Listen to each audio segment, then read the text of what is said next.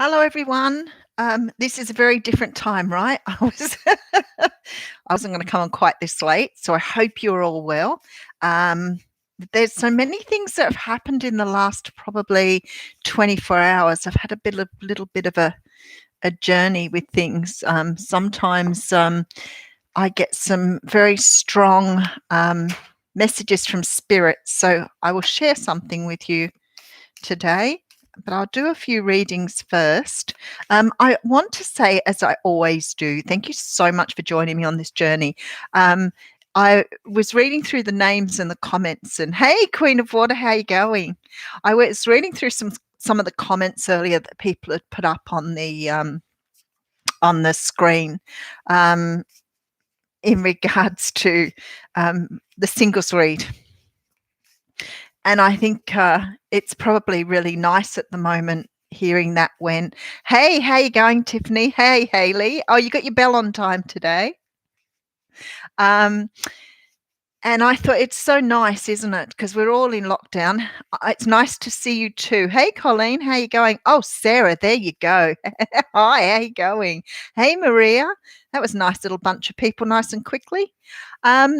And I thought it's nice, really, isn't it? Sort of having a look at what we've got to look forward to in the future. At the moment, we've only got most of us. Hey, Scott, how you going? Most of us have only got just an imagination with us at the while. So it's nice to sort of think of getting back to normal. Australia has sort of relaxed some of the restrictions, and my daughter rang me and said, good, good, I'm glad that bell rang. Australia's relaxed the restrictions. And my daughter rang me and said her baby needed some, he was very cold last night and he'd woken up a few times really cold, and she needed some new suits for him. He's a very big boy. I don't know what happened, but he's pretty large. Anyway, compared to the other kids, he's quite a solid little chap. Oh, wow. That's not much good, Melissa. I hope you're okay. And Queen of Water, anytime, just flip me an email and we'll work something out for you. Anyway, so we thought we'd go into the shops. I had a couple of things I had to buy because it got cold yesterday. I noticed how drafty some of the doors were here, and it's quite a big place. So I thought, well, it's better to conserve, if I'm going to heat the place up. Anyway, so I needed some snakes for the door. Anyway, so we decided we'd go out on a little bit of a trip. I don't think I've ever seen anything so busy. I'm not kidding. It was just flat out everywhere. It was just packed everywhere. And I mean, I understand with the whole relaxing the provisions. It is really cold, isn't it? I've had my heater going already. Because they've said relax the rules for a little bit. Everybody's gone a little crazy, and I sort of expected that. We're human beings, we're all hanging to get out, but I never expected it to be as busy as it was. It was so freaky. No, we don't want real snakes in our house. Yeah, snakes. What do you call them? Sausages. I think we called them in England, that run along the bottom of the door, like the chill things. I guess everybody calls them something different, but no. If I had a real snake, they wouldn't stay there. Anyway, so I just absolutely blew out, and I said to my daughter, I was really quite astounded by the amount of people out, and there were some shops that were having to make people queue up because there were just so many people around. It was just ridiculous. So I think probably what they should have done when they relaxed draft excluders. That's very nice, Gillian, and very formal. I think the way that they should have done it was said, I don't know, everybody who had a surname with the with the letter ABC could go out first or something. I don't know, but it was crazy. And by the time I got home, I had a really bad headache. People don't seem to understand that 1.5 meters. It's not a lot to work out, but some people just don't get it. They really don't. And a few times I sort of found people really close, and I was like, wow, I don't really get that you can't understand personal space at the best of times, but Anyway, so I felt quite, like I always say, I'm good, thank you. Did you? I'm only just come on, Susan. We've got a lot of people here today, but I've only been on for a moment, so please don't worry. Anyway, so that was my day. Going out and doing some shopping. I did get some snaky things, but I don't know, they're not as good as they used to be. They're sort of like really more solid and very light. So they don't stay door stoppers, draft snake, either or either. Exactly. You know what I'm talking about.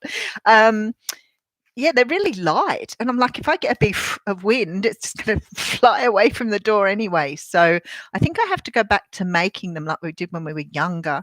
But I couldn't remember. I think we put sawdust in stockings, if I remember rightly. Yeah, Melissa, I wish you lived closer. I'd get you to make me some too. And Maria, yes, it was really, I don't like crowds either. But to see how many people were out when we're still technically on restrictions. So we're still on restrictions. The only things that's changed is the government have said you can visit people more readily now. And you can go with 2 adults and you can visit someone in their home now, but you've got to still keep social distance even if you're in someone else's house. Which is really cool because it means I can visit my family, but it doesn't change anything about being outside. And honestly, the mall was busiest I've ever seen it. It was really very much for me after being in isolation for a while. Yeah, in New South Wales. So you're still on restrictions in other states, and I honestly feel that's funny, Melissa. I should see those. They sound really cute. But anyway, so that was my day. So by the time I got back, I'm normally exhausted being in crowds. Hey, Jess, how you going? We like our sausages barbecued here in Australia, Sarah. I'm always tired when I get into crowds, but when I saw it, I was like, wow. So as I said, I get quite exhausted because I'm on hypervigilance the whole time. You know, people don't even seem to notice the crosses on the ground. And everywhere you go, there's tape on the ground showing 1.5 meters, and people still don't get that. I'm like, really? Is that so hard to understand? I would expect a child would understand that. But anyway. Crowds are exhausting at the best of times, but when you're already hypervigilant because you know that somebody may be contagious and you're sort of avoiding getting sick, and especially with my daughter and I, because I always think I don't want us both to get anything at the same time because she's got a lot of ducks to look after, and I always think if we both got sick at the same time, it would make it really hard to look after our children. That's the only reason I'm really cautious when we go out together, but we have a lot of fun, so it's nice to sort of do it. Anyway, that was my experience for the day.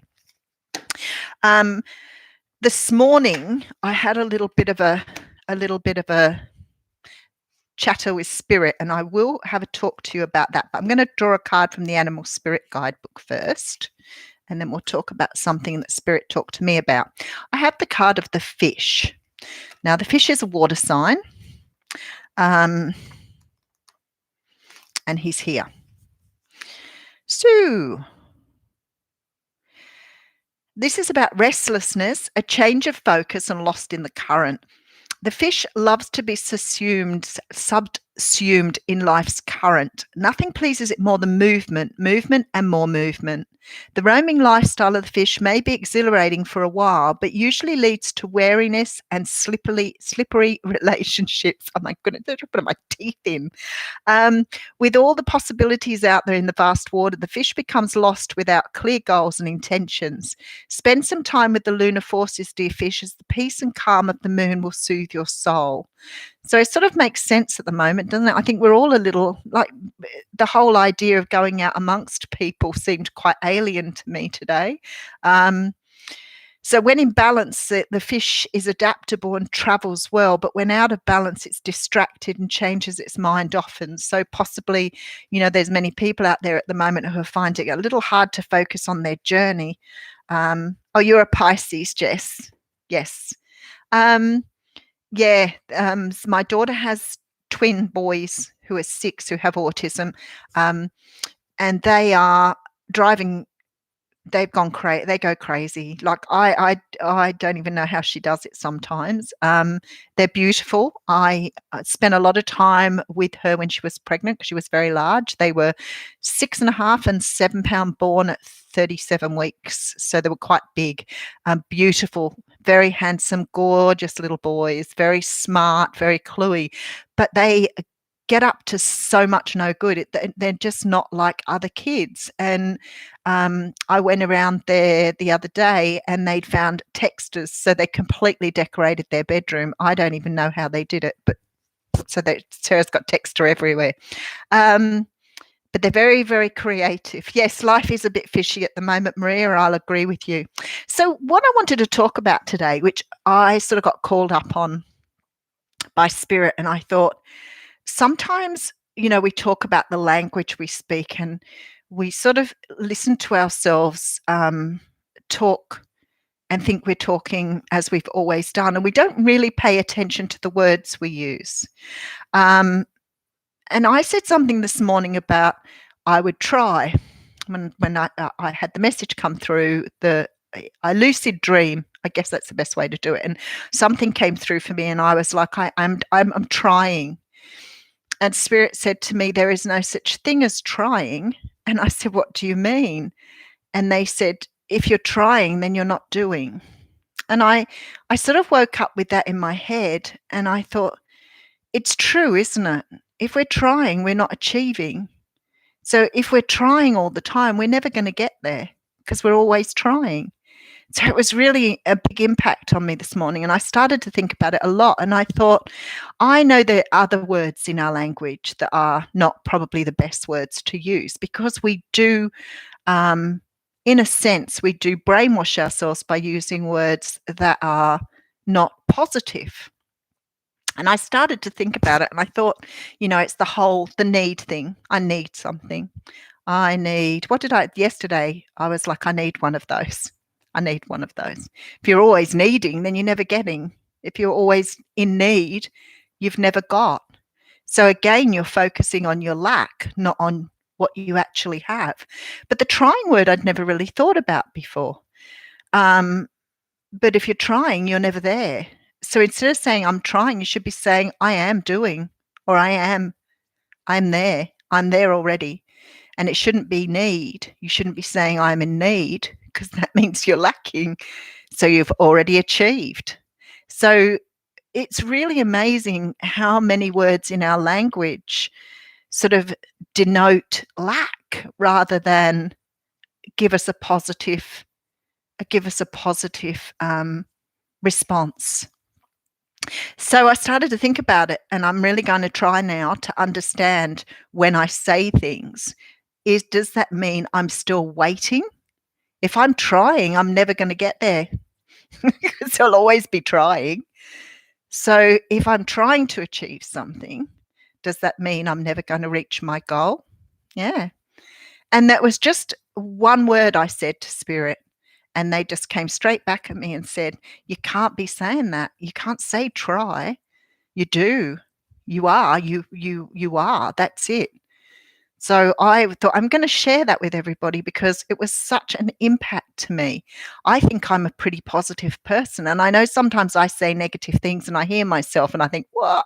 That was bad. Stop it. Stop it now." Yeah, or I am working on. See, if you're working on, you're not there either.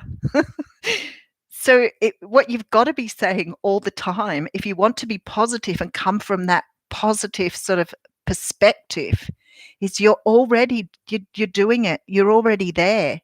You're not working on it. You've achieved it.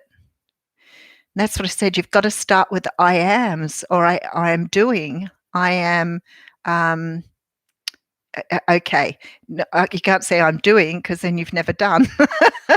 I have done it. So really, I thought it was really good. Anyway, I wanted to share it with you because I thought it would probably be really interesting how many other words we've got in our language that imply we haven't reached our goal yet. So yeah, you just shared it with your daughter. Yeah, that's right. So I know that, it's not necessarily, it doesn't really sound like a negative word. And I was sort of wondering, Well, if you say you're working on something, Julian, again, you're only working on it. So you've got to sort of come from the perspective you've already achieved it. Even if you're working on it, even if you feel that you're working towards something, you still need to come from the perspective of, I am in that place already. I've already achieved it. Even if you haven't done, like if you say, for example, I'm trying, then there is some level of achievement you've already received. You've already got some level of achievement, haven't you? Because if you're trying, you don't say, I will try. You say, I'm trying. And that already implies that you've come a certain way. Or because otherwise you would say, I have never tried. So if you're trying, you've already come some of the way. So maybe it's better to be saying that you're already there. So if somebody says, you need to do that better, you need to say, I am doing it better. Not I'm trying, because trying still implies that you're not really getting to where you need to be. It's a whole like flick of the switch change of perspective. It's different. It's unusual, but you got to admit that we do it. It's a lack word. It's a lack word. I've already achieved it. Maybe. If you're nearly there, yeah, I'm doing it. I'm there. I'm done. Whatever it is I need to be doing, I'm already there. So if Spirit gives you a little kick in the pants and says you need to do this, you can't say, I'm trying.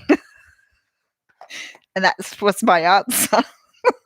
Like, it's so funny. No, my spirit guides give me a kick in the pants every now and again. I got the card of mending out here too. So I'm just pulling the book out just to get the number 52. But I just thought I'd share that with you because I do have a couple of spirit guides who are quite hilarious, or they think they are. Okay, so I got the card of mending out here. And I'm thinking, I've just shuffled out the card about my conversation. Very clever. Very clever. Okay. I will share with you what I have been trying to do, what I have been doing, what I have been allowing to pass, what I have been making incredibly good steps with. Okay, mending. The essential meanings of it are forgiveness, making amends, and healing after arguments. Sorry, I cracked myself up. I'm so amusing. The oracle's message here is each time we are hurt and allow the hurt to pass through us without understanding and integration, we accumulate an unwanted burden. This keeps us chained to the very things we need to heal: the pain, the memories, the echoes of resentments, and the arguments that we rehearse over and over. Now is the time for mending rifts, healing wounds, and letting go of old hurts in order to reclaim your power. Now is the time to forgive, to release, to make peace, and to make amends, and to others. Set yourself free. So any guesses from my beautiful compadres on what I was trying to do this morning? I was thinking just a little negative about something, and Spirit was like, you said you were going to let that go. And I'm like, I'm trying. I know somebody's going to relate to that. There you go. There is no try, only do. That should be my mantra, Sarah. Nice. I like that. Star Wars mantra. Hey, Sylvie, how you going? That will be my mantra. There is no try, only do. There's my iPad. Go ahead, he said. There is no try, only do. No. So that was what I was talking about exactly. That card of mending comes out, which is a bit spooky, but anyway, it's okay.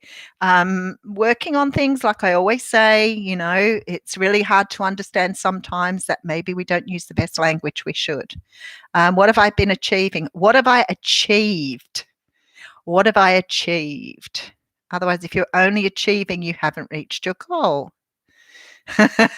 Haley, I'm no different to any one of you. I'm as a human. Well, I'm partly alien, but I'm as human as any one of you. Really, I have to work on things too. You know, things hurt. People hurt you.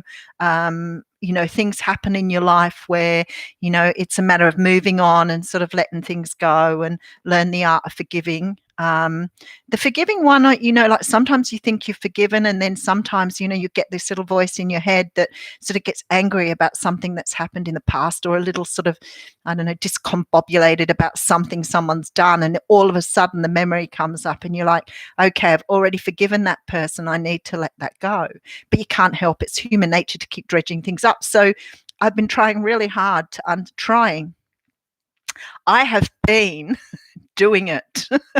I have been forgiving and learning how to forgive and let go.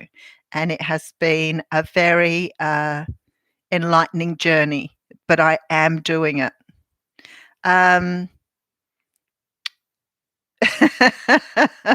Yes, but anyway, so I thought I'd share that with you. So I'm sure you've all got lots of thoughts on it. But it is really, isn't it? It's human nature. And that's what I said. You know, I remember years ago doing, I don't think it was in psychology, I think it was in sociology, a lot of work around the language that we use, especially language. If you listen to the news, this is why I don't watch the news, I don't watch any media programs. The negative language they use within those programs obviously is manufactured to get people to feel more racist, angry, and feel, and to segregate and isolate certain groups of people. And I don't really know why our media does it, whether it is in fact for extra people watching, or, you know, to get their rates or their numbers up. But they use a lot of negative words to sort of separate people off, segregate people off. And we seem to like that as a community, as a large community. We like to have those groups to blame for things. But when you do sociology, social science, a lot of that stuff is put back into perspective, and it makes you really think, why do we do what we do? You know, why do we manipulate or use propaganda, I guess, to make people feel inadequate or make certain groups feel inadequate? And I remember learning some things, you know, and I'll try and remember because it's a while back now, but I'll try and remember some of the things to share. So in Australia, great country, for example, we are probably getting a little bit more accepting of single parent families now. But for a long time there, you know, having a child and not being married or having a child out of wedlock or being a single parent was sort of scorned upon. I'm pretty sure it's in Norway or Sweden, and maybe somebody can help me out here, where it is just the same as having a child within a marriage or within a relationship. Nothing's ever any different. Some of those Scandinavian countries have free education, whereas here we have to pay huge amounts to have a good education. And sometimes people get, I'm trying to think of a really good example that's recent. Okay, so the government gave out those stimulus packages, and they gave it to the people who were on unemployment benefits, or I think pensioners got it as well, I'm not sure, but people who were struggling. And everybody got up in arms about it. Well, why should they get it? I'm working, you know, why shouldn't I get a stimulus package? Well, perhaps if you stop and think about it, the people in Australia have been on the same money for employment benefits as they were, I think it's 40 years that payment hasn't changed. So people on their unemployment benefit are still getting the same money as they were years ago. So then you'll hear things like, you know, why don't they get off their bums and go to work? Well, we've got people in our communities that are fourth, fifth, sixth generation not working. Now, a lot of those people haven't had access to education. A lot of them may never have access to jobs because they don't have the experience. Some of them suffer from mental health. And some of them just purely can't get out to work because they don't have the confidence or the self-esteem to get out there. So, they may be in very painful existences. Sometimes that might glorify things for us because we're like, well, we have to go to work every day. Wouldn't it be nice if we didn't have to go to work anymore? We all think that. But I certainly wouldn't want to live on $460 a fortnight or whatever it is they receive for unemployment benefits. But we hear about people on unemployment benefits all the time. And in Australia, we have one of the smallest amounts of welfare recipients than the rest of the world. The money the government spend here in Australia is far smaller than some of the countries where they're spending huge amounts on welfare. But yet we use them as our scapegoats when we're complaining or we're whinging. They become our minority group. I think once you take aged pensioners out, the amount we spend supporting people on unemployment benefits is very small.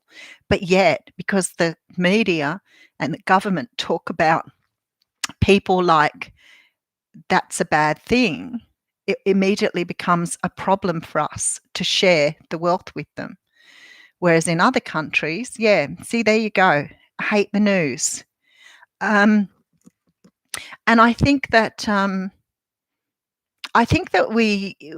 this is again coming back to the language we use, because we call people dole bludgers. But many of us wouldn't want to be in their situation, would we? But the fact that they term people dole bludgers is very, very negative. They're not really taking into consideration, the hard plight that people have. When you see families who are not, they're several generations not working, the kids sometimes really want to, but they have no confidence. And if they haven't been role modeled a decent way of doing things, it's like parenting. Some people just are not good parents and they, don't look after their children. I remember something happening in America where a small child, maybe 3, 4, 5 years old, got hold of their parent's gun and shot a sibling dead. And the government and the news media came out and said, people should be at home with their children. They should be home looking after their children. These things wouldn't happen if they were home looking after their children. And then about 10 minutes later, there was this thing on about parents getting money for being single parents. How dare they take from the government money to be a single parent? They should be out working like the rest of us. And I was like, what the? Like, that makes no sense. You can't say that people need to be home looking after their children and in the very same breath say they should be out working. This particular mother that's child shot the sibling, if I remember rightly, was trying to hold down 2 jobs to keep her family going. It was a really horrendous story, but very unlucky. But nobody's to blame other than the person who left a loaded gun around without. But all the emphasis was taken off that. That wasn't even about that. So I think sometimes media keeps people locked into this very negative way of thinking. And if the media are doing it, and there's so many people who say to me, I hear it all the time, what's wrong with you that you don't watch the television? What's wrong with you? You don't keep up with the news? Have you got a problem? Don't you feel left out because you're not listening to it? I'm like, I don't even think half of the stuff that's on the news is real. I worked for a government agency, and I remember going to work one morning, and this particular government agency was being panned for something it had done to somebody, and people were ringing up and abusing us. They were screaming, yelling, causing all sorts of trouble. But the story that was told was so far distorted and was absolutely no blame on the government department I worked for whatsoever. It was actually the blame of someone else, but it had been absolutely skewed and twisted for effect. So all the people that I worked with were all copying all this abuse because of something we were perceived to have done. So it's no wonder, is it, that, sorry, I'm reading the things again. But it's the biggest manipulation, brainwash weapon they have to control anything. And if that's the case, you don't feel sorry for yourself. If you have to go on unemployment benefits, you don't feel sorry for that. Yeah, and I agree with you, Maria. Some people just hang and wait on some of that stuff. They wait on what's going on. I mean, I still work for another government department now, and we put up with a lot of flack from people. And it can be quite distressing sometimes hearing what people are saying. We work really hard to make sure we get our jobs done, but yet they sort of look at us like you're government workers. You sit on your backsides all day and you get paid for doing nothing. And I'm like, I wish. um, yes, the pioneers did that, and the feeling has persisted down the ages, probably behind the perception, perhaps. Maybe, yeah, maybe. But then, because we're probably a little bit more in tune with our spiritual selves, we start to see, some of the things we say and do, how it impacts the way we treat people, the way we speak, the way we do things. We had a lot of issues and problems in Australia not long ago because the government wouldn't help out. I can't remember what it was about, but it was around about the time of the bushfires, and the government weren't sort of putting in, and our Prime Minister sort of copped a lot of flack over that, which was right. We should have been helping out, and I get that. But there's some things that we can't help out, and we can't keep rescuing people if people aren't able to help themselves out a bit. You have to question, is keep throwing money at something a good thing to do if it's not going to achieve a result? But when the bushfires came around and all the people came in from overseas, and I mean, I can understand, people wanting to help out, and you had, celebrities throwing millions of dollars at us for the bushfire relief, millions of dollars. And people were saying things like, well, they can afford it. Hang on a moment. They're giving us $1 million. Whether they can afford it or not is irrelevant. It's so irrelevant. The goodness that they're showing by handing out something for no return, isn't that the most important thing? But we go, oh, they've got the money, so therefore they should do it. No, they don't have to. And it was just an amazing thing to see all these beautiful people all around the world all putting their hands in their pockets to help us out, because we were losing so much wildlife, and we had so much. I mean, we had people losing houses, and then all of this rigmarole around, all this money went somewhere, and then a lot of people didn't get help anyway. But yeah, it's crazy. So we do get a little bit focused on who's worthy of what and who gets what. But when you've got the media distorting how that comes across, it's not helpful. And for most of us, we are able to see with our own eyes. We are able to hear what's going on, and we can make up our minds and make the choices not to listen to it. The COVID is probably a really good example of that. But you see, I don't go to the news for that, because when I go to the news, I just get angry. And I just felt, our Prime Minister telling us it was un-Australian not to stick by the rules. What is un-Australian? Everybody in the world is suffering here. Is this not a universal problem? This isn't about Australia. It's about the whole world suffering from something.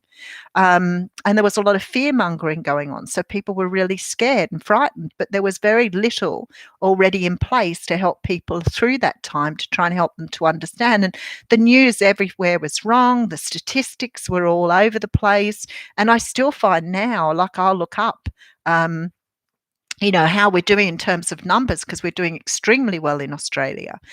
We probably aren't doing quite as well as other countries, and other countries are doing much worse, depending on their resources. But we don't want to be standing there and signaling, sectioning off a group of people and saying we're doing really well because we're Australian. Well, sorry, we were a bit lucky with that, really. We are an island. It's harder to get to us. The disease didn't spread quite as easily as what it did in other countries where they're highly densely populated with people before they even knew that there was a problem. We were, pretty good how we got on the, sort of on the defensive a little bit and worked out what to do. But it doesn't make us any better or worse than any other country in the world. It's pretty hard. Yeah. See, there you go. Attitude of gratitude rather than entitlement. It's beautiful. Hi, Gigi. How you going? Yeah. So that all started, and some of you would have come on the tail end of that, but it all started because I was talking about our language and how we are able to how we're able to put people in little boxes, and ourselves too. We keep ourselves trapped by our language. We keep ourselves in a, I guess, in our own little blind spots by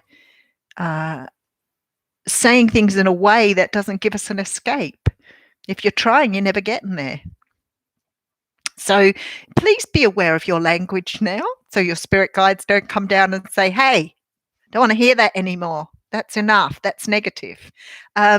So just, listen to your language and how you use it. The media are very good at that. So maybe it can be a learning thing for anybody here to go and watch the media and listen to the language they use. I don't know if the people just, I'm trying to think, there was something that really blew me away one day by what somebody said on a reporting on media. I can't remember exactly what it was. And I remember thinking, if I'd have been next to someone who spoke like that, I would have said something. I would have said to them, hey, that's no good. You can't speak like that about people.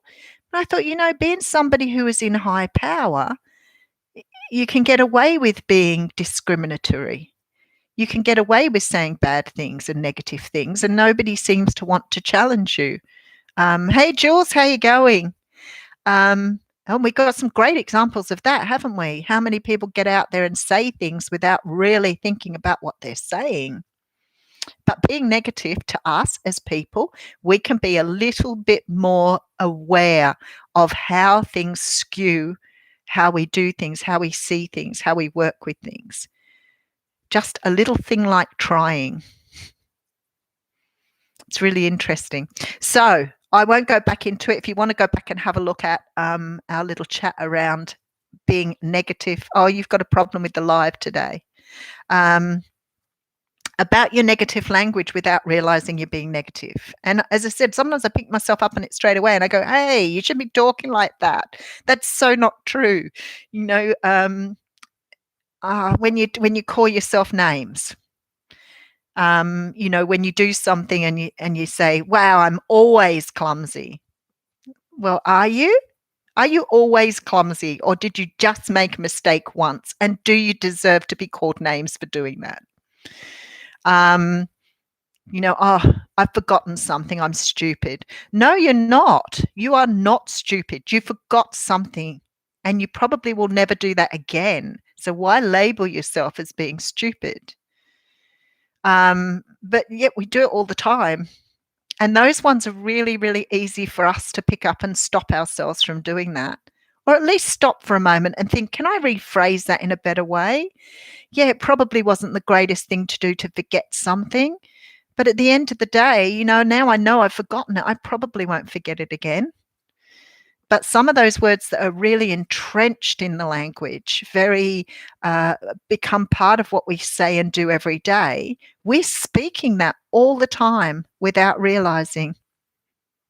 Solar plexus stuff. Yeah, I just sang Jules this morning. Spirit sort of said to me, what's this trying, Lark? What's this trying? If you're trying, you're never going to get there. You're never going to do it because you're always going to be trying. And it just threw me a little bit because I thought I'd never really thought about that before. So I don't get away with things either. It is really subtle, Sarah. There you go. Maria, so beautiful. I can't win. I'll never win at this. I'll never find love. I'll never find a person to spend my life with. I'll never have enough money to buy that. I'll never be able to afford to have a holiday. I'll never be able to have an education.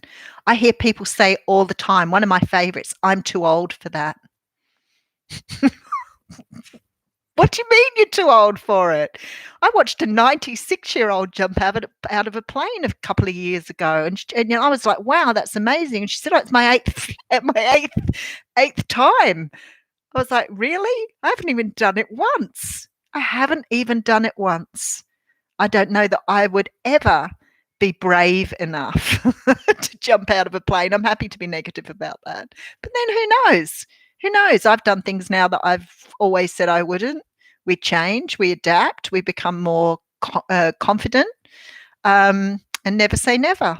There you go. It's very true, isn't it? And I guess it's the subtle things, like Sarah's saying there. It's the subtle things. And you're never too old for anything, Hayley. I hate it when people say it. Oh, she's too old to wear that. Oh, she's too fat to wear that. We hear it on the media all the time. That somebody said something. Look at Princess Diana. Look at Prince William's wife. They cop it all the time. Oh, she's worn that dress twice. Oh, she's always spending money on clothing. They go up shopping. They go and buy secondhand clothes, a lot of those people. They're really conscious of the environment. So making judgments like that is really, we do judgments another day, I guess, but you're never too old. That's for sure. I don't even know what age is. I don't really understand the concept of age at the best of times. I think we've talked about that briefly before. Trump, yes, I get you. Mr. Trump, he's beautiful. He does it all the time. He's negative about races. He's racist. I shouldn't probably say all this on here. They don't want to upset the YouTube people. But yeah, he says things a lot. And I think, wow, a person in society would get beaten down for that. You can't say those things. They make people feel sad about themselves. They make other people feel they're a more potent superpower than you if you're being put down. But yeah, I've met people who've been much younger than me who are so in tune. Had the pleasure of reading for a guy yesterday who was, much younger than me and so tuned in. It was absolutely so. It made me feel empowered for him. Sometimes we see people who are so amazing at such a young age, and they just, because they're not held back by obviously things like their personal language, they go for things. They have a dream and they go for it. They make the dream work for them. And then you see other people who are doing that much later in life. Great example. Beautiful. Thank you. I love some of the powerful speakers, and I do love Tony Robbins, and I've always really enjoyed his speaking. And I know a lot of people sort of see him as materialistic, but then, people sometimes will say things and you think, well, I don't see that person that way. I think they've done a lot of good and I love to see their journey. Some people come from nothing, and do so extremely well. Sir Alec Guinness, after he'd done Star Wars, I read this story on him, and he was a street kid. Like, he lived on the street. He was really poor. Some of those actors have not made it big until much later in life. But Tony Robbins, on one of his, I think it was Awakening the Giant Within, one of those books, talked about some of the people who'd made it really, really big much later in their lives. And one of them was the guy who invented Kentucky Fried Chicken, Colonel Sanders, because that guy, I think, was 50-something or into his 50s when he walked 1,000 restaurants trying to get someone to buy his recipe. And he couldn't get anybody to take it from him. There are people out there. There are so many people out there. Actors who really haven't got their first role until they were into their mid-30s. People who haven't achieved it big until they were, much, much older. And not probably from lack of trying. I think sometimes we hold ourselves back because we don't feel good enough. We don't feel equipped enough. And if that language is within the way we talk about ourselves from the very beginning, how are we ever going to get where we want to go? Like, if it's me trying to get somewhere and I'm never going to get there because I'm always trying, then I'm going to always think of that. It's going to stop me moving forward because I'm trying. So it really is quite huge when you think about it. The news, yeah, I think some of it is true. I do think that the when you look at the news, it's true. But media just put it away or put it forward in a way that it gets numbers to watch things, and it gets lovely reactions from the public who really jump on the bandwagon to knock people down. Just hang on a second. I'm just going to read a couple of these. Yeah, see, there you go. 65, graduated from a nursing class, and she drove a motorcycle. Yeah, I'm going to stop where I am too. I had a thing on Facebook yesterday. So I do go on Facebook, but I got the right on Facebook to remove things, take things away, not watch things, remove people. I have that freedom because of my Facebook. So I don't put up with anything I don't need to. But there was a thing on there, and this lady was walking around with a couple of bags, and I guess looking at her, she may have been somewhere between 50 and 60. She may have been older or younger, I'm not really sure. She had a couple of bags, and it was really hard to sort of see what was in the bags, but she was walking around, and she was saying to people, "I've got an audition. Can you tell me where to go?" And people were saying things like, "Oh, the organ class is over there," and they were treating her as they were, I suppose, preempting what they thought she wanted. So she's going through and asking all these people, and they're giving these really sort of weird responses to her completely and judging who she was. And it was sort of like, we're sending them off to bingo, that type of thing. It was just really weird. Anyway, she came up and she unpacks all her drums, gets down, and she's a drummer, and she played what I would class probably quite heavy music. It was really cool. I was like, nobody stopped her and said, "Okay, if you're going for an audition, where are you going? Or what do you do? Or what are you auditioning for?" Whatever it was, nobody said that to her. They just keep directing her to where they thought she needed to go rather than where she was going. She was a really cool drummer too. But I thought that was quite interesting.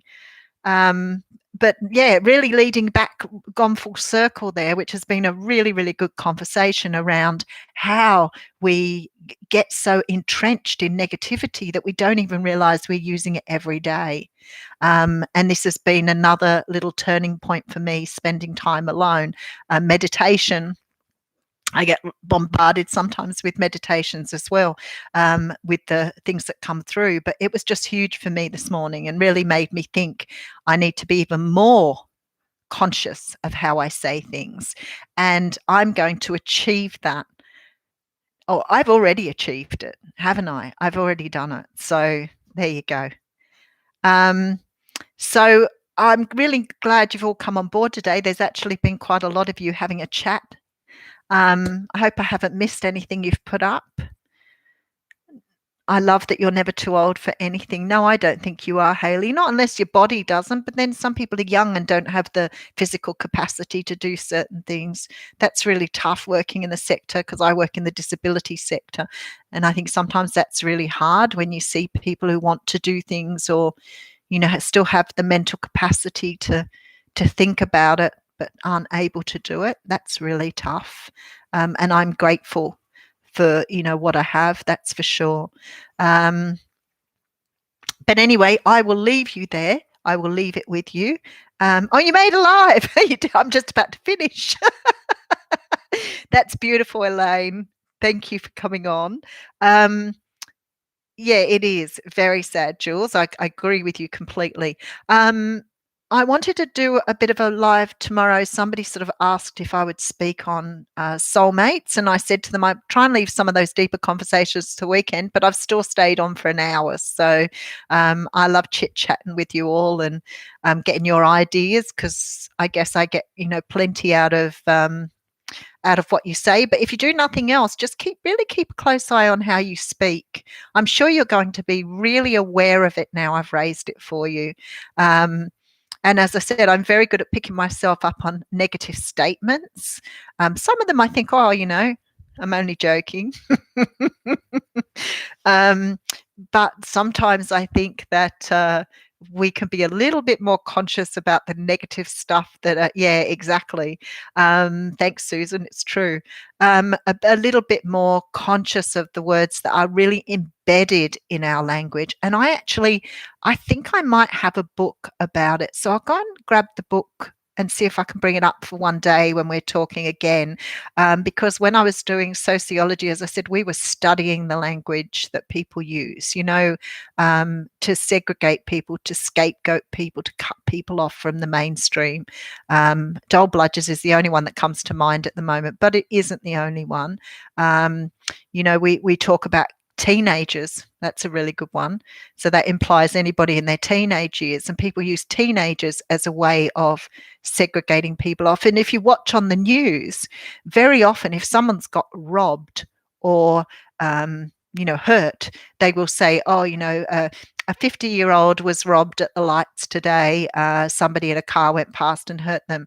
But if it's a person from another nationality that was seen, they will actually say that. So they'll say a person at the lights was robbed by a person from this descent that looked like this, was wearing this, was doing this. But they don't do it when it's just an everyday robbery. It's only to highlight that the person who's done that was a different color, different race, different age, whatever. Very clever how the news is done. I couldn't do it. I have enough trouble with my personal ethics to even distort something, let alone get on a TV show or on a TV channel and, try to blindside the public by giving them a lot of hoo-ha that just makes them angry at a race or a particular group of people. Like, really? It's not necessary. But anyway, we see it, and that's all. Thanks very much. Nothing but good energy from you. Well, I was actually having a really good gripe about my negativity, but I guess it's a good conversation at my own expense. I don't have any trouble whatsoever laughing at myself. Truly, I do not. So it's been good for me to really explore it today. And I've been thinking about it a lot now. So some of the things when that card came out, some of the things I've been working on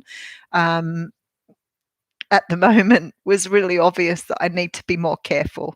All right, Sarah, I hope you're feeling well. My love to you. Take care. I've been thinking about you and I see your little updates, so I hope everything's going well for you. I love your beautiful humor that you're using as well. So please, don't stop sharing your love. Thank you so much for everybody joining me on here today. I know there's some new people that haven't been on before, and it's been beautiful to see you here. And for those people who are becoming resident daily diary people, thank you for joining me today. I'll be back tomorrow. Not quite sure what time tomorrow. We might try and do a live earlier tomorrow. But it's certainly been nice coming on later because I've had some new people on. So much love to you all. Take care of yourselves. Mwah. See you tomorrow.